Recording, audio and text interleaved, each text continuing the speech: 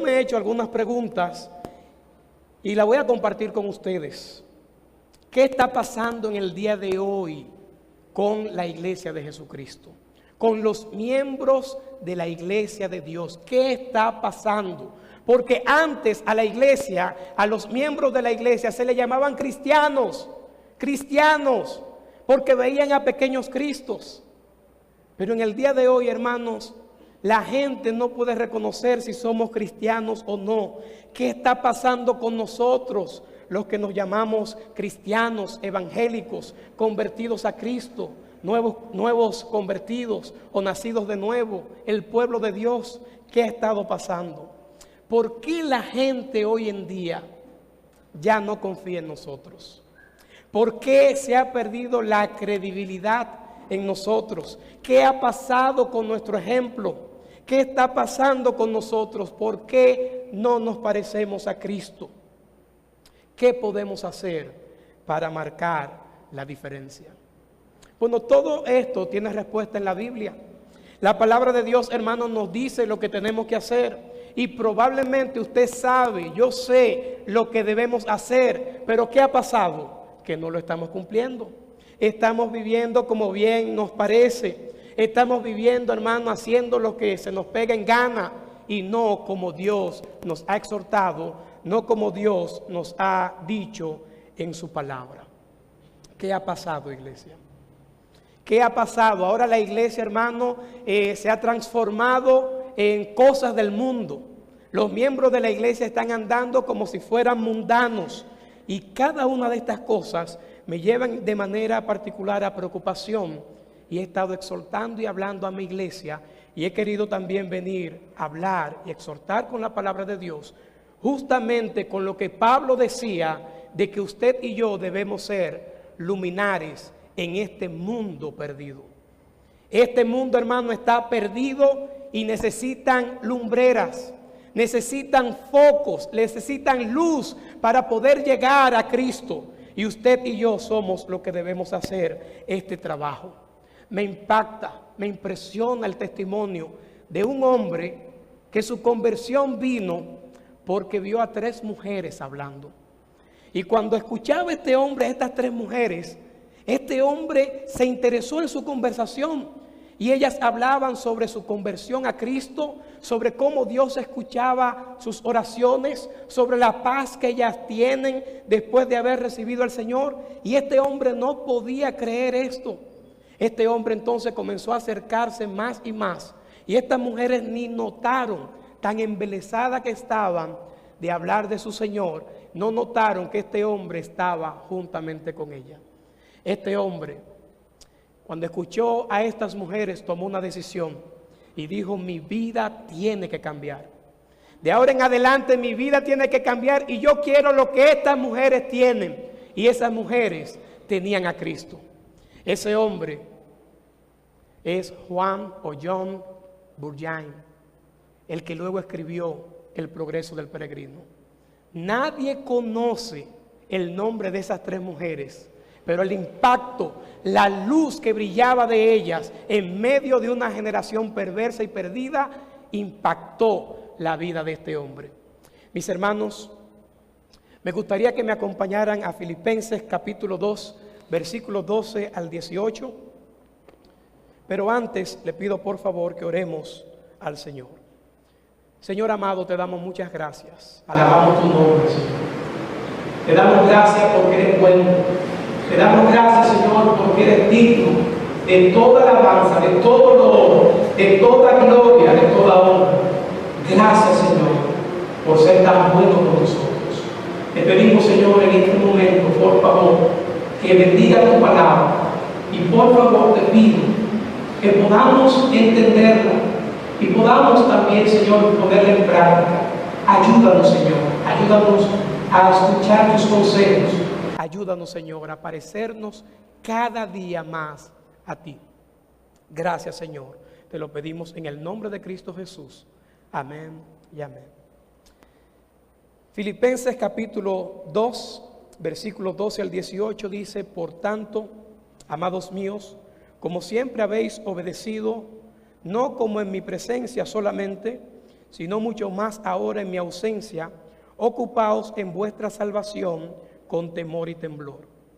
Porque Dios es el que en vosotros produce así el querer como el hacer por su buena voluntad. Haced todo sin murmuraciones y contiendas, para que seáis irreprensibles y sencillos, hijos de Dios sin manchas, en medio de una generación maligna y perversa, en medio de la cual resplandecéis como luminares en el mundo. Asidos de la palabra de vida, para que en el día de Cristo yo pueda gloriarme de que no he corrido en vano, ni en vano he trabajado. Y aunque sea derramado en libación sobre el sacrificio y servicio de vuestra fe, me gozo y regocijo con todos vosotros, y asimismo gozaos y regocijaos también vosotros conmigo. Hermanos, esta carta a los filipenses es una carta que usted va a encontrar una palabra clave: gozo, regocijo. Es una carta tremenda, una carta donde Pablo le habla a esta iglesia joven en Filipo, a los filipenses, y le habla a esta iglesia. Y si usted puede leer capítulo 1, usted va a encontrar allí un texto clave. El Pablo dice: para mí el vivir es Cristo. Para mí el vivir es Cristo. Y luego de esto le aconseja a los filipenses y le dice: óyeme, nada hagáis por contienda ni por vanagloria. Y les enseña y les pide que todo lo que haga, y cuando vea a sus hermanos, que lo vea como superior a sí mismo. Y pone allí el mayor ejemplo de humildad, que es el ejemplo de nuestro Señor Jesucristo. Y le dice: haya pues en vosotros este mismo sentir que hubo también en Cristo Jesús, el cual, siendo en forma de Dios, no estimó el ser igual a Dios como cosa a que aferrarse, sino que se despojó a sí mismo, tomando forma de siervo, hecho semejante a los hombres, y estando en condición de hombre, se humilló a sí mismo, haciéndose obediente hasta la muerte y muerte de cruz. Y termina diciendo el texto, el verso 9, por lo cual Dios también le exaltó hasta los sumos y le dio un nombre que es sobre todo nombre, para que en el nombre de Jesús se doble toda rodilla, se doblen allí todo lo que está en el cielo y en la tierra y debajo de la tierra, y toda lengua confiese que Jesucristo es el Señor, para la gloria de Dios. Le enseña: hermanos, sean humildes, hermanos, vivan para Cristo. Si seguimos viendo el capítulo 2, allí vemos y demuestra que vivan conforme a un ejemplo estándar, que es el ejemplo único y glorioso, el ejemplo de Cristo. En el capítulo 3 le dice: óyeme, vamos a proseguir el blanco, vamos a seguir a Cristo. Y le dice también: regocijaos, estén felices, estén contentos siempre. Otra vez le digo: regocijaos. Y un versículo clave y que todos conocemos, Filipenses 4, versículo 13: todo lo puedo en Cristo que me fortalece. Es importantísimo, mis hermanos, tomar el contexto. ¿Por qué Pablo escribe de esta manera? Lo primero que debemos entender era que Pablo estaba preso en Roma. Pablo estaba preso en Roma, y aún la cárcel, aún estando encarcelado, este hombre tenía una actitud de gozo. Aún estando encarcelado, este hombre nadie lo paraba para poder orar por sus hermanos y para poder aconsejarle. Y esta es una carta que le manda a esta gente de Filipos. Nadie paraba a Pablo, aún en circunstancias difíciles de su vida. Pero no solamente esto, mis hermanos, cuando vemos el versículo 12 del capítulo 2, dice: por tanto, amados míos, como siempre habéis obedecido, no como en mi presencia solamente, sino mucho más en mi ausencia, ocupaos en vuestra salvación con temor y temblor. Aquí el apóstol le está diciendo: amados queridos, a mí me queda poco tiempo.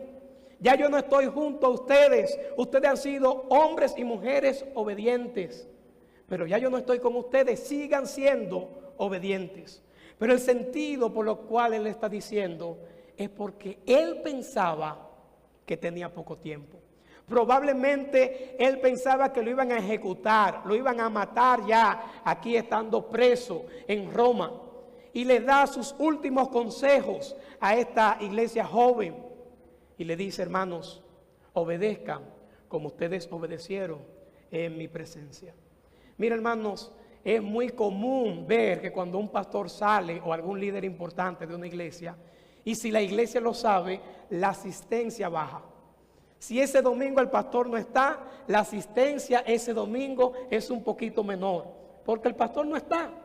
Y a veces yo leo esto y veo cómo Pablo le anima a esta iglesia y le dice: obedezcan, sean obedientes, así como ustedes lo fueron cuando yo estaba con ustedes. Ahora que no estoy con ustedes, sigan siendo obedientes. Pero yo quiero, hermanos, que ocupemos un poco de tiempo viendo la última parte de este verso. Dice: ocupaos en vuestra salvación con temor y temblor.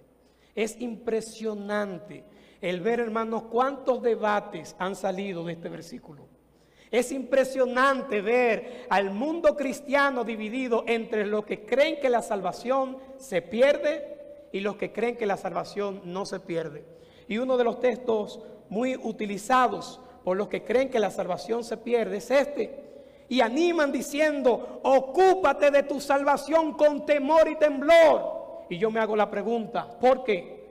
¿Por qué debemos ocuparnos con temor y temblor? Pues muchos de ellos me contestan: porque te vas a perder, porque la salvación se pierde.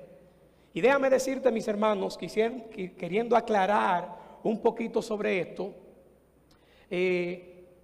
no voy a traer esto a debate, solamente voy a decir cómo les respondo a muchos amigos que me utilizan 2 o 3 versos para decir que la salvación se pierde. No pueden utilizar más versos de allí, solamente 2 o 3. Y cada uno de estos versos están fuera de contexto. Pero cuando me preguntan: pastor, ¿qué significa esto de que te ocupes en tu salvación con temor y temblor? Yo le contesto lo siguiente: el ocuparnos de nuestra salvación simple y llanamente es crecer espiritualmente. Pero me dicen: no, pastor, es necesario, allá hay un énfasis, allá hay un mandato: ocúpate de tu salvación. Y me hacen el énfasis de que la salvación se pierde, y vuelvo y les repito, me buscan 2 o 3 versos conocidos como que hay que perseverar hasta el fin. Entonces yo les respondo, hermano, de la única manera que la salvación se puede perder es si la vida eterna tiene fin. La Biblia dice en Juan 5:24: de cierto os digo, el que oye mi palabra y crea al que me envió, tiene vida eterna y no vendrá a condenación, mas ha pasado de muerte a vida. Entonces, una persona que pasó de muerte a vida, que tiene ese regalo de la salvación eterna, nunca más la va a poder perder. Pero yo le digo, si la vida eterna tiene fin, entonces la salvación se puede perder. También le contesto: si encuentras a alguien más fuerte que Dios, entonces la salvación se puede perder, porque Él fue quien dijo que nosotros estamos en sus manos. Las ovejitas están en sus manos. Pero también hay un verso muy famoso, Romanos 8, 38 y 39, que dice: por lo cual estoy seguro de que ni la muerte ni la vida, ni ángeles, ni principados, ni potestades, ni lo alto, ni lo bajo, ni lo presente, ni lo porvenir, ni ninguna cosa creada nos puede separar del amor de Dios que es en Cristo Jesús, Señor nuestro. Nada hay creado que me pueda separar del amor de Dios. Nada hay creado que me pueda quitar la salvación gloriosa que Dios me dio un día. Nada.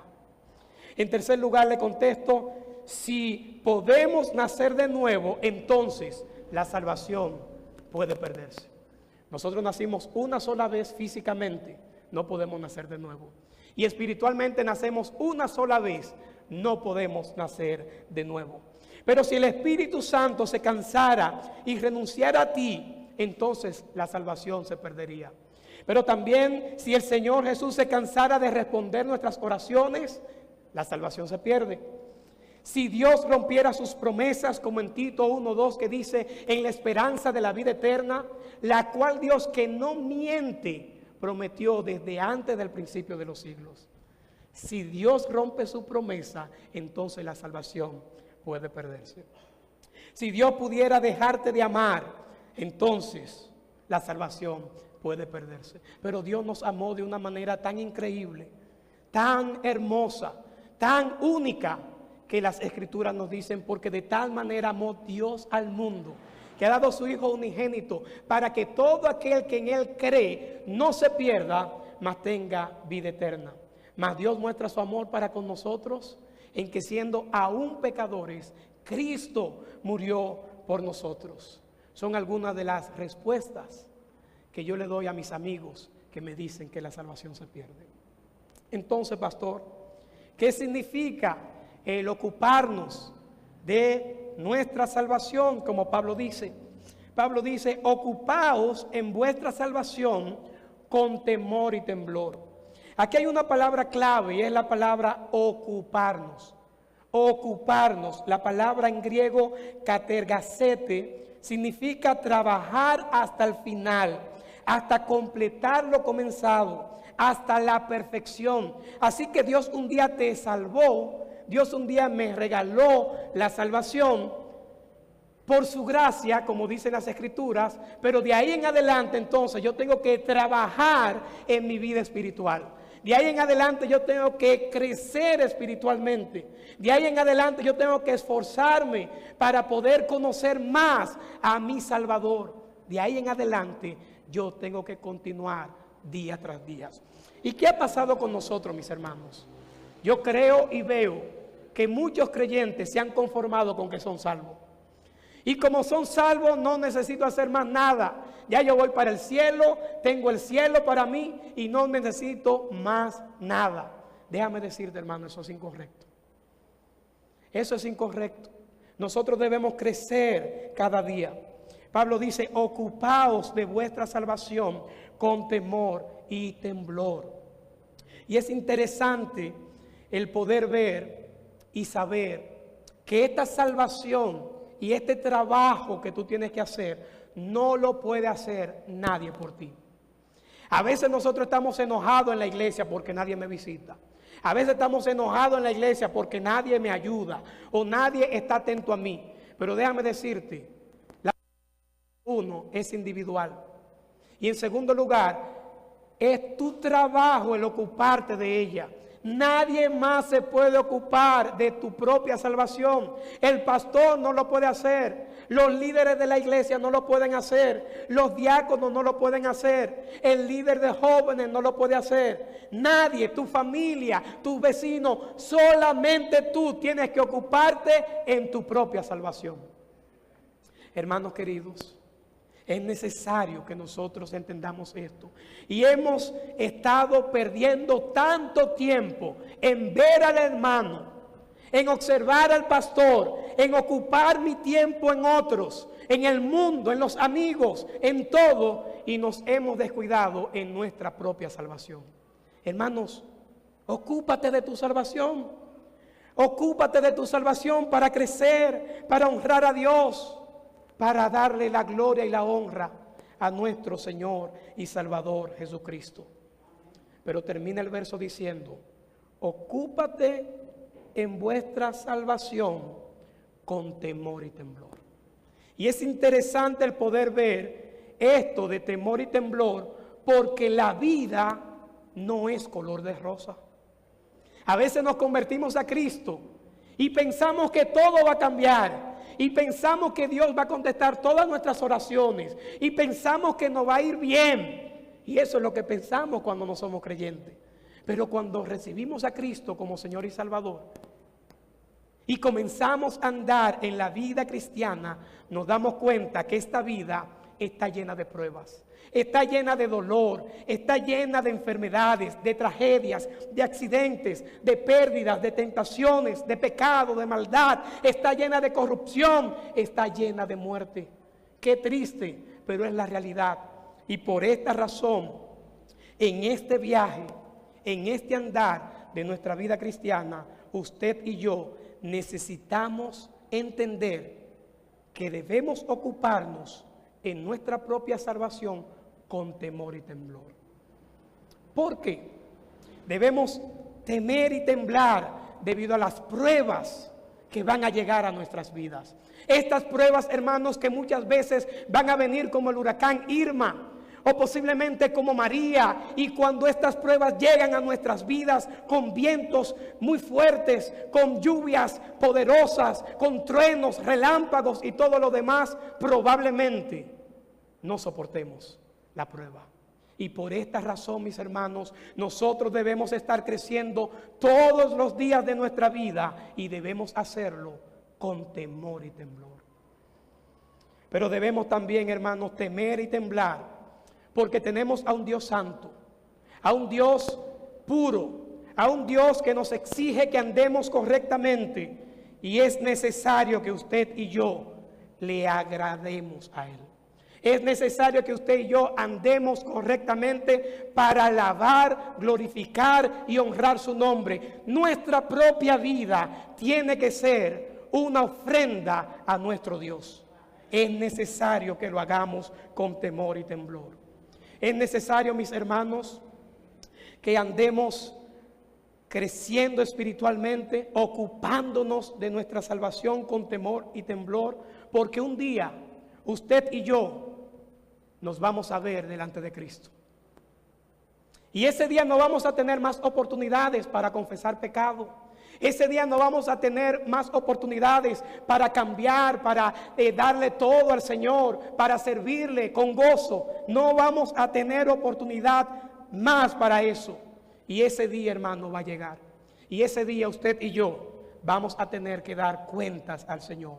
Por esta razón, usted y yo debemos ocuparnos de nuestra salvación con temor y temblor. Amados, es importante entender que no solamente porque somos salvos no necesitamos más nada, necesitamos crecer. La Biblia dice: desead como niños recién nacidos la leche espiritual no adulterada, para que por ella crezcáis para salvación. Usted y yo necesitamos crecer, y el único medio, la única forma, el único alimento que nos va a ayudar a crecer se llama la palabra de Dios. Amados hermanos, crezcamos en el Señor. Ocupémonos de nuestra propia salvación. Es importante, es necesario que usted y yo nos enfoquemos en el Señor. Nos enfoquemos en Cristo. Nos enfoquemos en Él, porque en Él es que vamos a crecer. Pero ¿cuántas veces nuestros ojos se enfocan en cualquier cosa? ¿Cuántas veces nuestras miradas se enfocan, en vez del cielo, se enfocan en la tierra? Y el mismo Pablo exhorta y anima y nos enseña: puesto los ojos en Jesús, el autor y consumador de la fe. Hermanos, que tu vista, que tu sentido, que todo tu ser estén puestas en Cristo Jesús. Él mismo nos dice en Colosenses capítulo 3, versículo 1 y 2: si pues habéis resucitado con Cristo, entonces busca las cosas de arriba, donde está Cristo sentado a la diestra de Dios, y no pongas tu mirada en las cosas de la tierra. Pon tu mirada en las cosas de arriba. Nuestros ojos tienen que estar arriba. Nuestros ojos tienen que estar en Cristo. Pablo nos anima y le dice a la iglesia: oh Filipenses, ocúpate en tu salvación con temor y temblor. Usted me preguntará: pastor, ¿de qué manera práctica yo pudiera ocuparme de mi propia salvación? Bueno, la respuesta está en los versículos a continuación, y vamos a ver algunas tareas que Pablo le da a esta iglesia para que estén trabajando para crecer espiritualmente. El versículo 13 dice: porque Dios es el que en vosotros produce así el querer como el hacer por su buena voluntad. Así que Pablo le dice, amados, versículo 12 y combinando el 13, por tanto, amados míos, como siempre habéis obedecido, como habéis obedecido. Así que una de las tareas que Pablo le da a esta iglesia es, creyentes, deben ocuparse de su salvación trabajando con obediencia. Sean obedientes, porque Dios es el que en vosotros produce así el querer como el hacer. La segunda obra de la salvación es obedecer. Los creyentes debemos ocuparnos en ser obedientes. Y lamentablemente, nuestra vida cristiana, yo creo que la medimos más en desobediencia que obediencia. Hemos sido más desobedientes que obedientes. ¿Por qué digo esto, hermanos? Cosas muy comunes y sencillas. La Biblia nos exhorta a que nos congreguemos, no dejando de congregarte, como algunos tienen por costumbre. Pero un día nos llega un dolorcito de cabeza, un día nos llega una visita, un día nos pasa cualquier otro evento y nosotros dejamos de congregarnos. O simple y llanamente, como me han dicho algunos en mi iglesia, pastor, ¿sabe qué? Hoy no tuve deseo de congregarme. Entonces, cuando hacemos esto, no somos obedientes a la palabra de Dios. Cuando dejamos de orar, la Biblia dice, orad sin cesar, sin parar, estemos orando siempre. Cuando dejamos de orar, déjame decirte, estamos desobedeciendo a Dios, estamos desobedeciendo su palabra. Cuando dejamos de dar nuestros diezmos y ofrendas, estamos desobedeciendo a Dios que nos dice que den. Y nos dice más, nos dice que es mejor dar que recibir. Cuando nosotros, hermanos, dejamos de predicar el evangelio de Dios, estamos desobedeciendo a Dios. Por tanto, id y haced discípulos a todas las naciones, predicándole el evangelio, haciendo discípulos, bautizándolos en el nombre del Padre, del Hijo y del Espíritu Santo. Cuando no hacemos esto, estamos desobedeciendo la palabra de Dios. Cuando dejamos de servir a Dios en la iglesia local, estamos desobedeciendo a Cristo. ¿Por qué? Porque aquí es donde nosotros ponemos en práctica nuestros dones y talentos. Y miren, hermanos, de cuánta manera práctica nosotros desobedecemos. Santiago nos aconseja y nos dice que dejemos de ser tan solamente oidores de la palabra y que seamos hacedores de la palabra. Ya nosotros, hermanos, hemos oído mucho. Nosotros conocemos mucho de la palabra. Es necesario que usted y yo comencemos a poner en práctica la palabra de Dios. Kenneth Boat, en su libro Conformados a su imagen, dice lo siguiente en cuanto a la obediencia. La obediencia a Dios produce gozo y realización. La desobediencia produce dolor y frustración.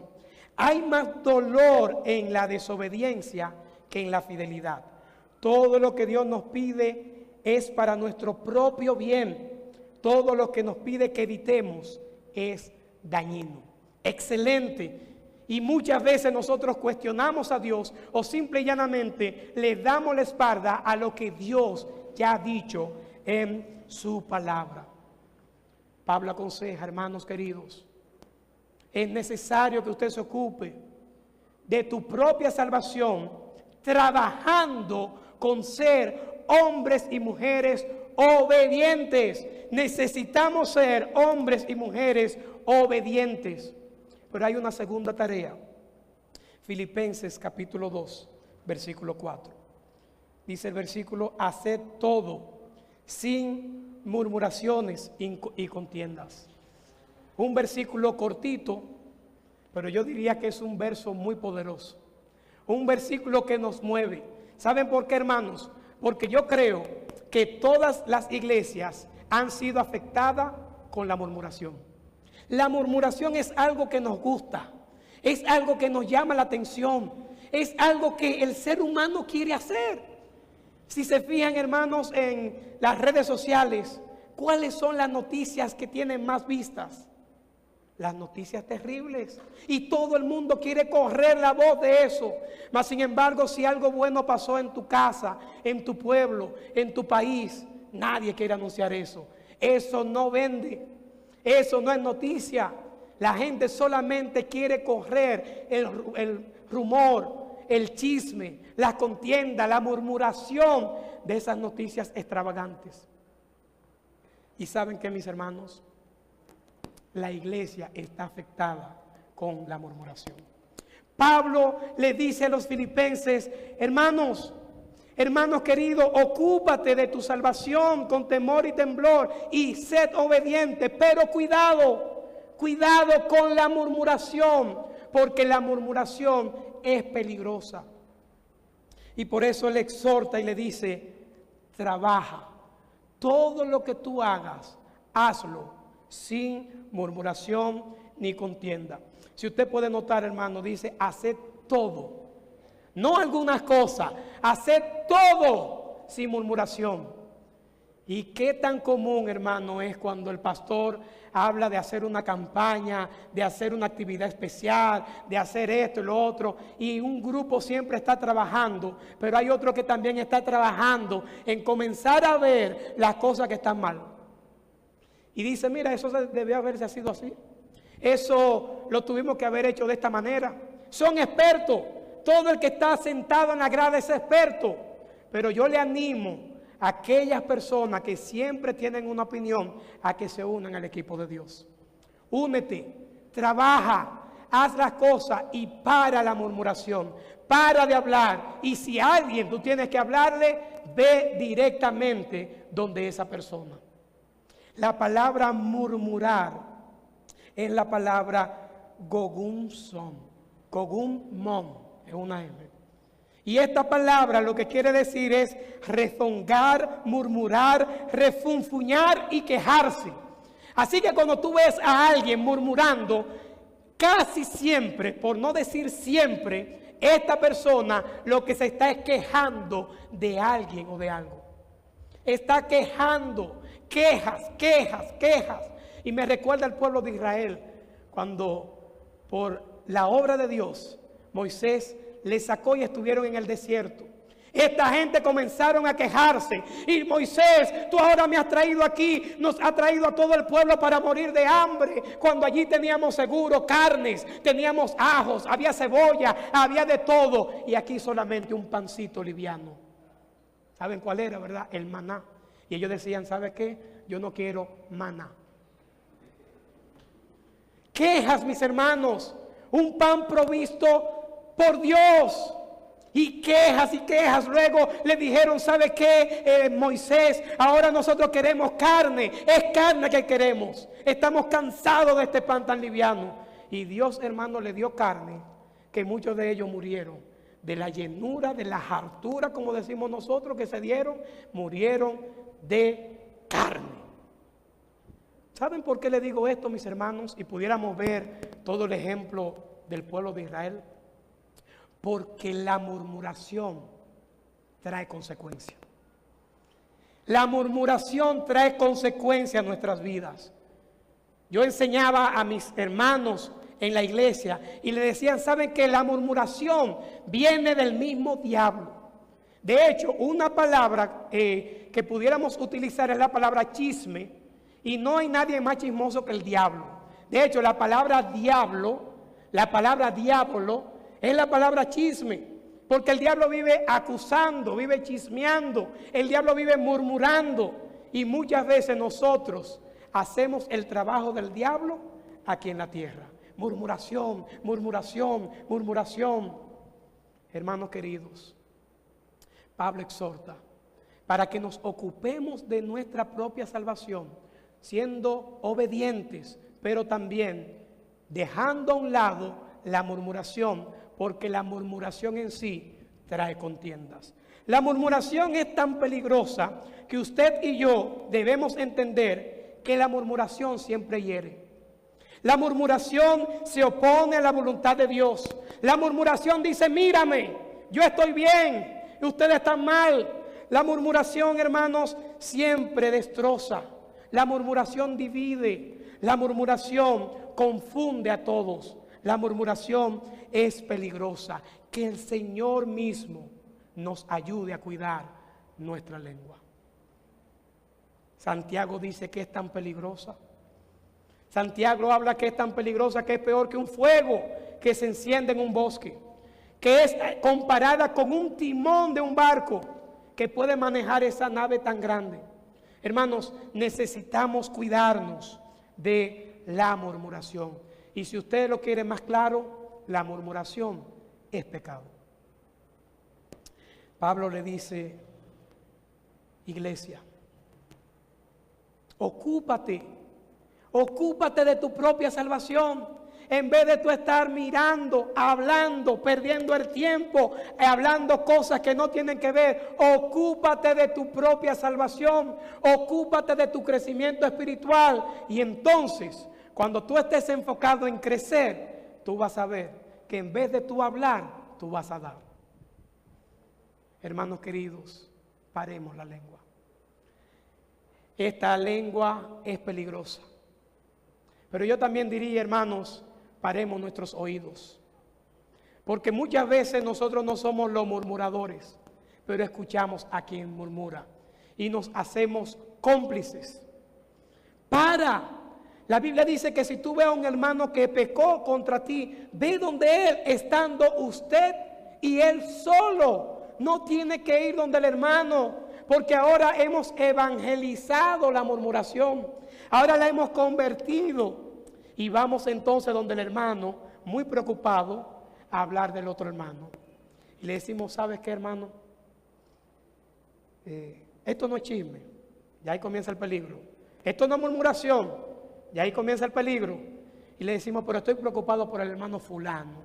Lo vi saliendo con una mujer casada. Y mi preocupación es tan real que yo vine para que usted y yo oremos.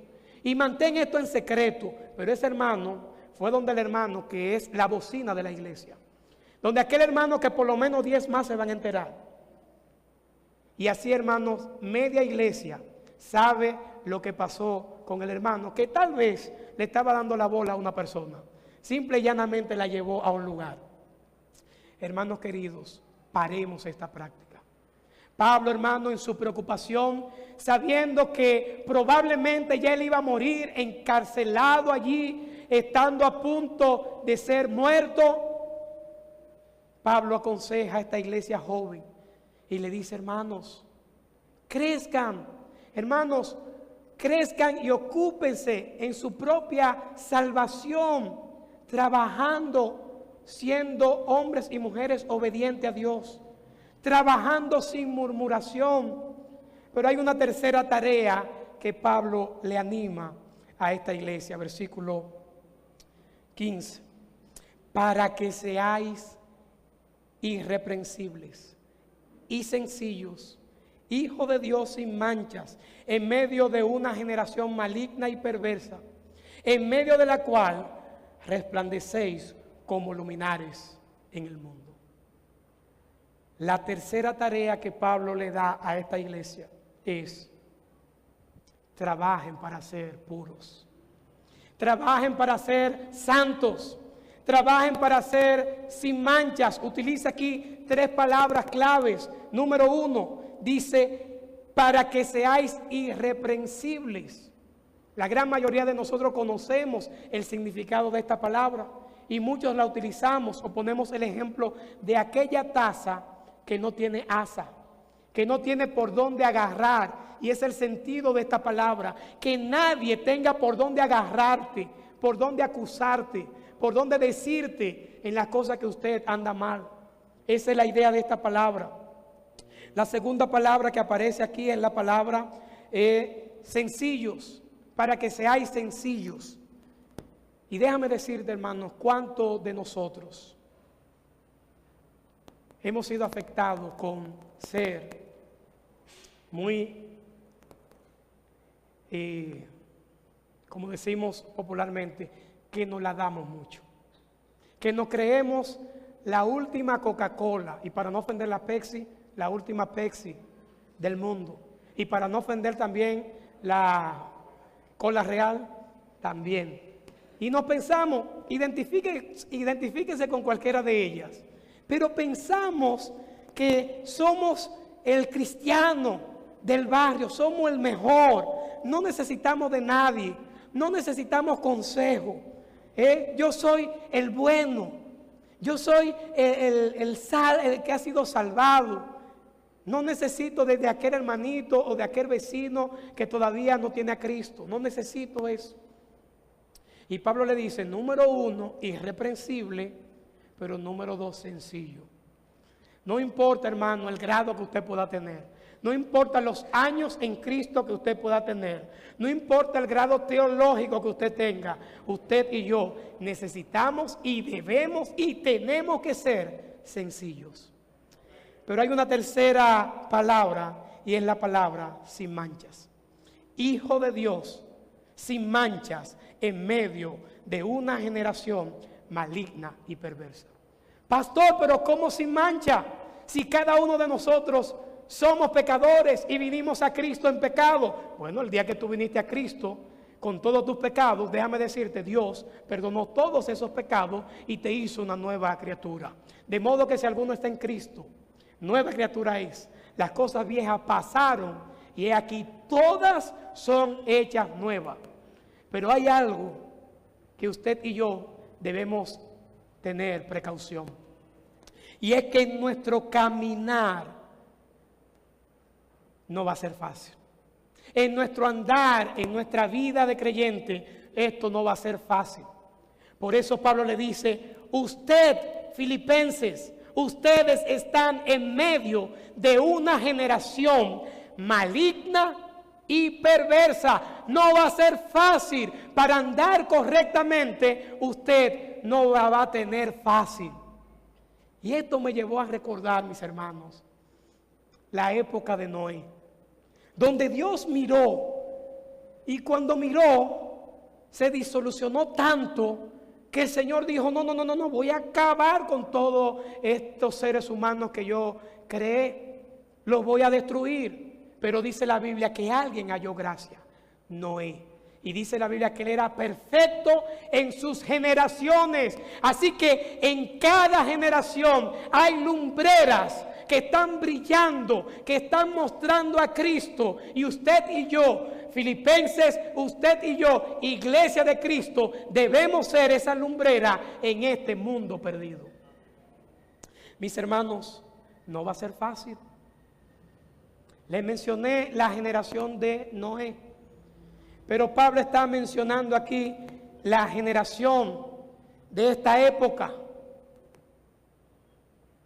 Y esta generación, Pablo dice que es maligna y perversa.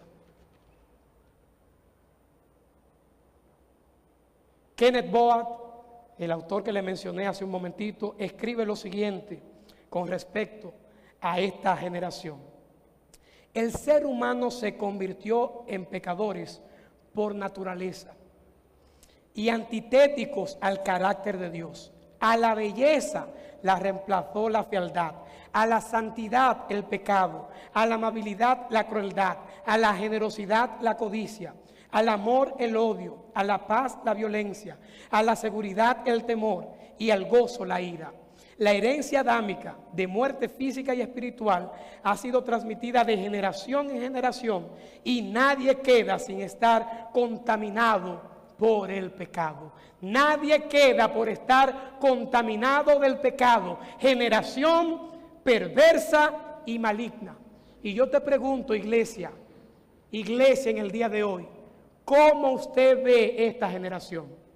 Si usted ve que la generación de Noé era mala, si usted está viendo que esta generación en este tiempo de esta iglesia a los filipenses, esta carta que Pablo le manda era perversa y maligna, ¿cómo usted ve esta generación hoy?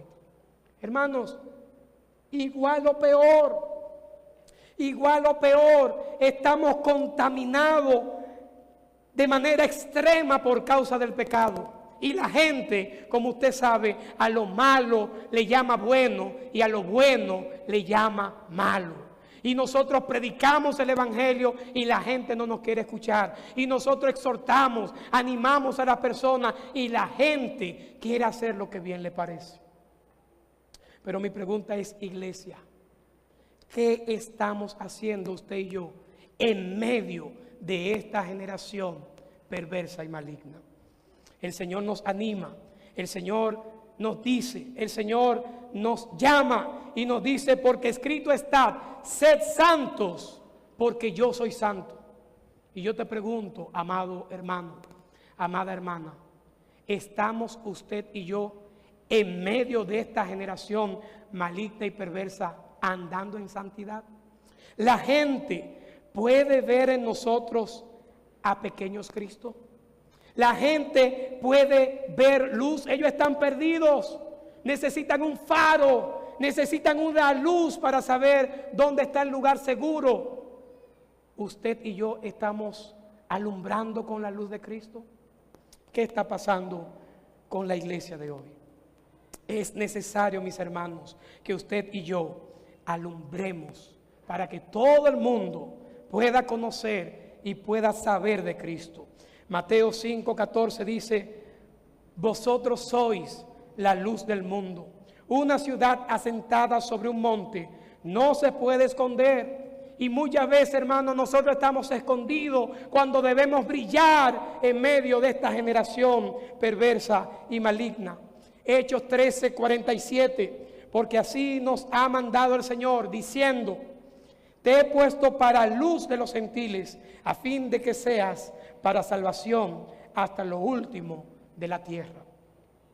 Efesios 5:8, porque en otro tiempo erais tinieblas, mas ahora soy luz en el Señor. Andad como hijos de luz. Amados hermanos, es necesario que usted y yo andemos como hijos de luz. 3 tareas hasta ahora el apóstol le ha dado a esta iglesia en Filipos. Ocúpate en tu salvación con temor y temblor, trabajando en obediencia, trabajando sin murmurar y trabajando para ser puros. Pero hay una cuarta tarea, Filipenses capítulo 2, versículo 16. Asidos de la palabra de vida, para que en el día de Cristo yo pueda gloriarme de que no he corrido en vano, ni en vano he trabajado. La cuarta tarea que el apóstol le exhorta a esta iglesia es para que brinden un buen testimonio ante la sociedad. ¿Cómo lo vamos a hacer? El versículo comienza diciendo, asidos de la palabra de vida. La palabra asidos es aferrado. Usted y yo debemos estar aferrados de la palabra de vida. Lo único que puede dar vida al ser humano es la palabra de Dios, es Cristo mismo, porque Él es la palabra de vida.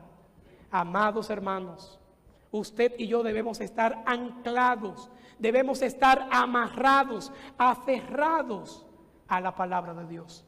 No se mueva de la palabra, escudriñela, estúdiela, ámela, memorícela, medítela, no se aparte de la palabra, no se aparte de ella, solamente ella es la que puede dar vida eterna. No hay nada más. Y yo te pregunto, amados hermanos, estamos compartiendo esta palabra de vida con nuestros amigos. Nuestros amigos se están perdiendo. Nuestros amigos están sin Dios, no tienen a Cristo. Nuestros amigos van rumbo al infierno. Nuestros amigos necesitan a Cristo.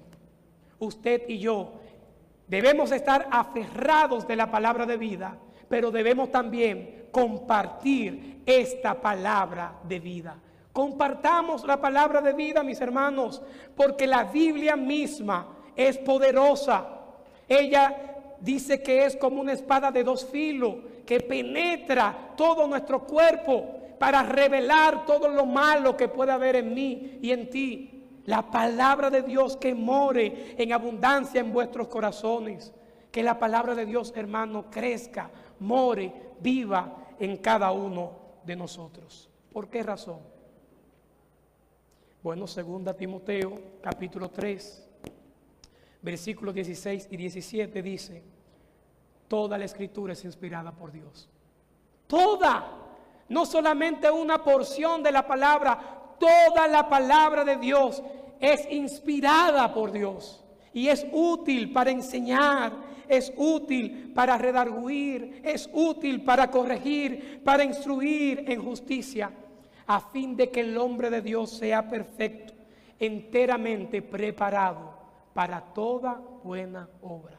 Hermanos, necesitamos aferrarnos de la palabra de Dios, pero necesitamos compartir la palabra de Dios. Solamente la palabra de Dios puede limpiar el mal testimonio que hoy en día usted y yo podemos tener. Si obedecemos la palabra de Dios, usted y yo podemos ser lumbreras en este mundo perdido. Pero ¿qué nos pasa, hermano? ¿Qué nos pasa? Y les quiero ilustrar lo que nos está pasando en el día de hoy. Hemos estado tan ligados al mundo que ya no hay diferencia. Y algo que es muy común, y déjenme decirles, no lo he observado aquí, no lo digo por esta iglesia, es que ahora llegamos a nuestras iglesias y en vez de traer nuestra Biblia, traemos un celular. Ejemplos comunes, no estoy criticando, yo no me opongo a eso, ¿de acuerdo? No es criticando eso, pero yo te pregunto, hermano, una persona que te ve en la calle con un celular, ¿se va a dar cuenta si tú vienes a la iglesia o no? ¿Puede darse cuenta de eso? No sé si me entienden esto, ¿verdad? Pero solamente quería traerlo porque nosotros con la boca nos llenamos y decimos que somos cristianos. Y probablemente sí lo somos. Pero es como aquel animal que entra, que puede entrar por aquí, por esa puerta. Y vemos a este animal entrar y vemos que tiene 4 patas. ¿Verdad? Ya vamos identificando qué animales tiene: rabo, tiene boca, ojos, un hocico, y de repente ladra. Usted dice es un perro. Nadie, hermano, va a decir que es un gato. Nadie va a decir me salió un león. Todos vamos a identificar que es un perro. Y saben que, hermano, es lo mismo que está ocurriendo con la iglesia de Dios. Decimos que somos cristianos, pero andamos como la gente del mundo. Decimos que somos creyentes, pero vestimos como los inconversos. Hablamos como los impíos. Actuamos a espaldas de Dios. Nuestros intereses, nuestra pasión, nuestro deseo son los mismos que los del mundo. Y aún así decimos que somos cristianos. A mi iglesia en una ocasión me llegó un joven, él decía que era cristiano. Y yo lo veía, hermano, con todas las chicas de la iglesia. Eso me da miedo.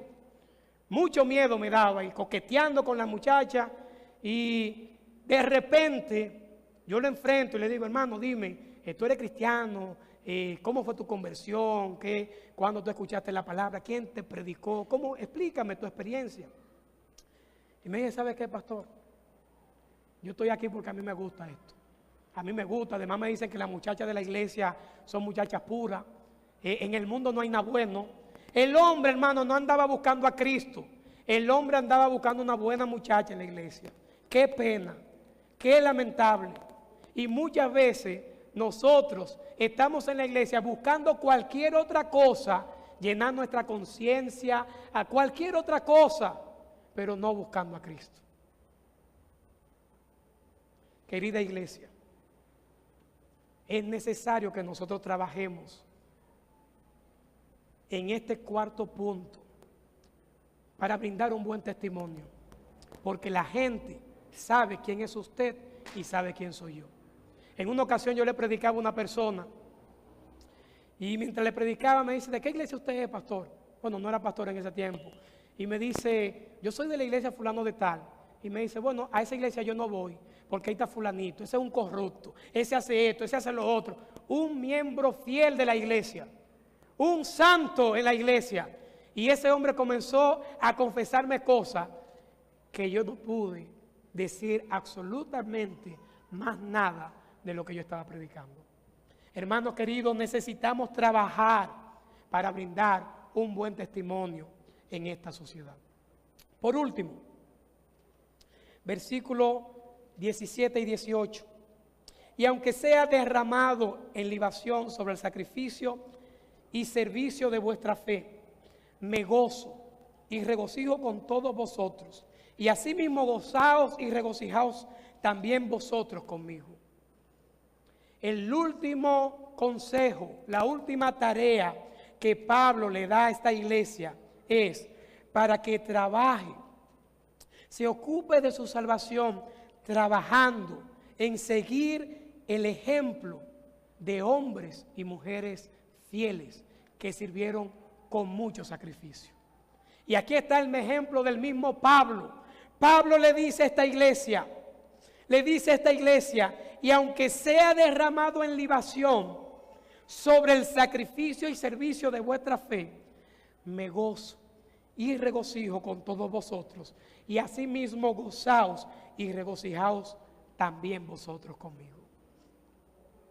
Hay una traducción, que es la traducción del Nuevo Testamento viviente, y dice de la siguiente manera: sin embargo, me alegraré aún si tengo que perder la vida, derramándola como ofrenda líquida a Dios. Así como el fiel servicio de ustedes también es una ofrenda a Dios, y quiero que todos ustedes participen de esta alegría. Claro que sí, deberían alegrarse, y yo me gozaré con vosotros. Oye, mi hermano, ¿quién está gozoso sabiendo que le queda poco tiempo a morir? Nadie. Pero Pablo, que pensaba que iba a ser ejecutado por manos de los romanos, Pablo le exhorta a esta iglesia: ¿saben qué, iglesia? Yo voy a ser ejecutado, yo voy a morir, pero tomen esto como que mi vida ha sido una ofrenda para Dios, mi vida, mi sacrificio para Dios, como una ofrenda líquida. Era aquella ofrenda que se derramaba allí al corderito y que no tenía ningún significado, porque la ofrenda en sí no era la valiosa, porque esa ofrenda se evaporaba. No es aquel corderito como Cristo, que es el Cordero de Dios que quita el pecado del mundo, y que fue la ofrenda que Dios dio para que todo aquel que en Él cree no se pierda, mas tenga vida eterna. Hermanos, Pablo dice: lo mío es una pequeña ofrenda. Mi vida ha sido una ofrenda a Dios, que ha sido derramada y que se va a evaporar. Nadie lo va a ver, porque quien tiene que verse es Cristo mismo. Amados hermanos, todos conocemos la vida de Pablo, que desde su conversión a Cristo fue un hombre celoso y entregado al servicio y a evangelizar a todo el mundo, muy especialmente a los gentiles.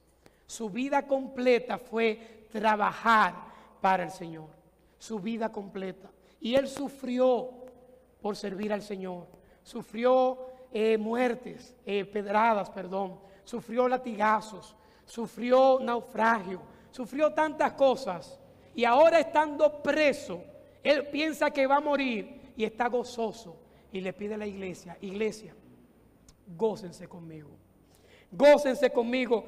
Claro que sí, deberían alegrarse, y yo me gozaré con ustedes. Gócense. Hermanos, 5 consejos, 5 tareas Pablo le da a esta iglesia para que sean luminares en medio de esta generación perversa y maligna. 5 tareas. Le dice: ocúpate de tu propia salvación con temor y temblor, trabajando en obediencia a Dios, trabajando sin murmurar, trabajando ¿para qué? Para que seas puro, trabajando para brindar un buen testimonio ante esta sociedad, y trabajando e imitando a aquellos hombres que han sido ejemplos de servicio. Iglesia querida,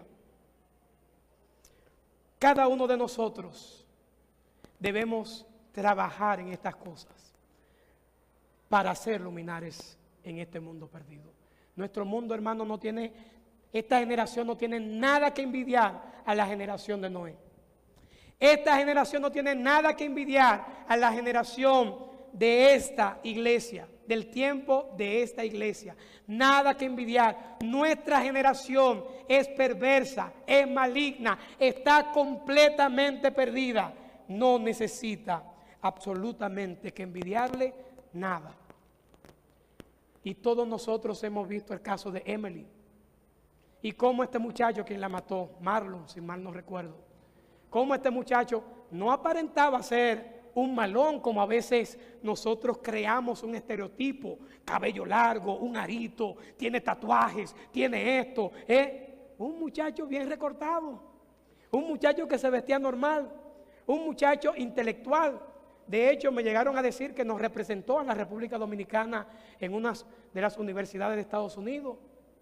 Y este muchacho armó todo un plan para acabar con la vida no solamente de su novia, sino también de su hijo. Su mamá fue involucrada y muchas otras cuantas personas fueron involucradas. Pero también, mis hermanos, debemos reflexionar, porque los padres de la niña Emily también fueron permisivos en permitir, valga la redundancia, de que esta niña desde los 12 años tuviera un noviazgo con este muchacho.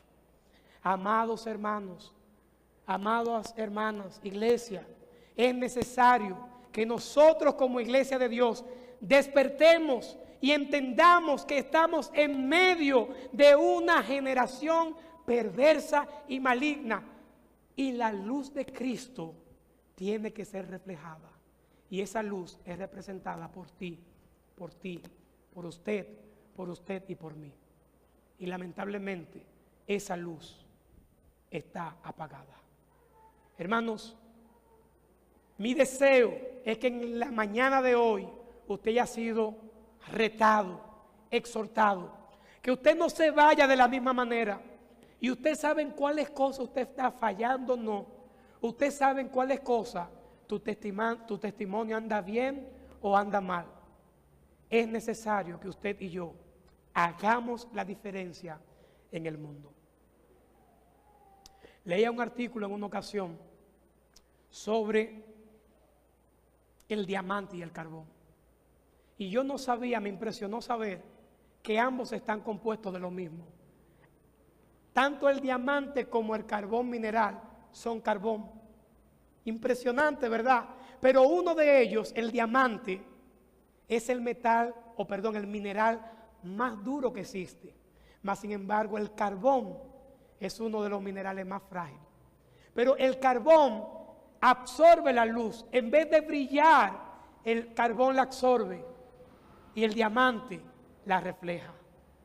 En esta mañana de hoy, hermanos, necesitamos saber qué somos nosotros. Somos creyentes. Ambos tenemos lo mismo, tenemos a Cristo, tenemos el mismo material, pero nuestra luz está reflejándose a todos los hombres como el diamante, o simplemente como el carbón ha sido absorbida. Que el Señor, hermano, nos ayude a ser luminares en este mundo perdido.